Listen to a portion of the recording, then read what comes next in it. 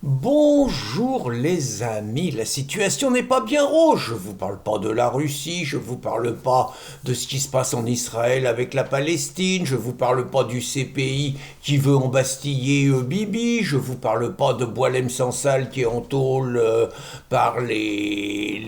généraux algériens. Non, non, je vous parle simplement de la France. Je vous parle simplement de la France et de la situation de nos entreprises. Enfin, les entreprises qui ont déjà résisté aux fermetures d'entreprises, les entreprises qui ont résisté à la désindustrialisation, les entreprises qui étaient encore debout laborieusement. Eh bien écoutez, il va y en avoir de moins en moins, hein, c'est-à-dire que les faillites se multiplient, les fermetures de boîtes s'accélèrent, le chômage de masse qui va avec s'aggrave et donc les gens s'arrachent les cheveux, les syndicats sont dans la rue, tout le monde soutient les travailleurs, tout le monde dit que c'est la faute du gouvernement. Et peut-être que ça serait intéressant d'approfondir un peu cette question, ce que je vous propose par deux vidéos que je vous mets en ligne. Alors la première, c'est Fabien Bouglet. Alors Fabien Bouglet, c'est vraiment un mec bien, c'est sans doute le meilleur, en tout cas c'est celui qui est le plus clair, le meilleur expert en énergie qu'on connaît. Je le connais, il habitait la région de Versailles, je l'ai vu organiser des initiatives militantes très intéressantes, c'est vraiment un gars bien, un gars efficace, un gars qui bosse, et depuis une dizaine d'années, il s'est vraiment mis sur les énergies, et vraiment son expertise, ses interviews sont à lire. Là, je vous laisse écouter pendant une demi-heure. Il est interrogé par Nicolas Vidal, et il explique les conséquences de la victoire de Trump, mais surtout les conséquences que va avoir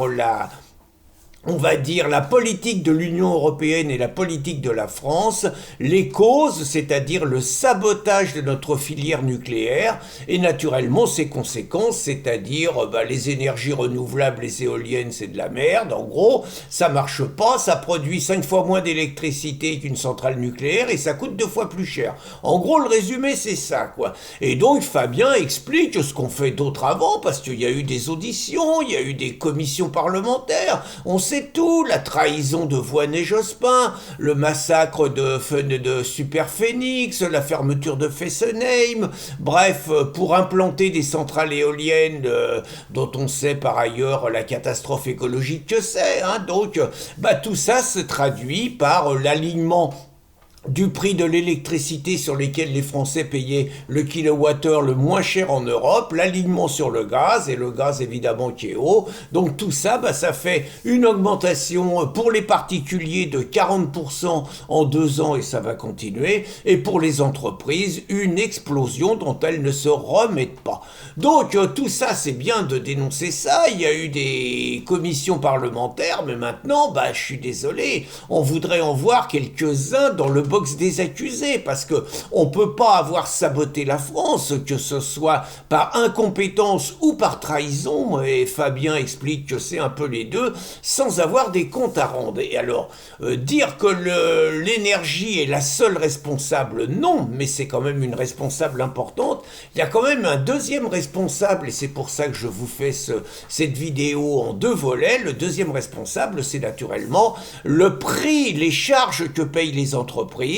les multiples taxes et tout qui font que non seulement on est incapable de protéger notre marché, mais en plus nos entreprises, avec en plus les contraintes écologiques, sont les plus taxées au monde et naturellement n'ont aucune chance avec ce handicap de faire face à la concurrence, que ce soit à l'importation ou à l'exportation. Vous voyez, sans être un grand expert économique, c'est quand même des choses que nous autres Bac-3, on est capable de comprendre. Donc, je vous ai mis une vidéo du site Polémique, qui est vraiment très bien et qui vient de faire un forum de la dissidence sur justement le thème comment économiser 150 milliards et qui lui vous montre un petit peu toutes les dépenses nuisibles qu'il y a, dépenses nuisibles qui naturellement retombent sur les particuliers mais retombent également sur les entreprises et sont responsables bien évidemment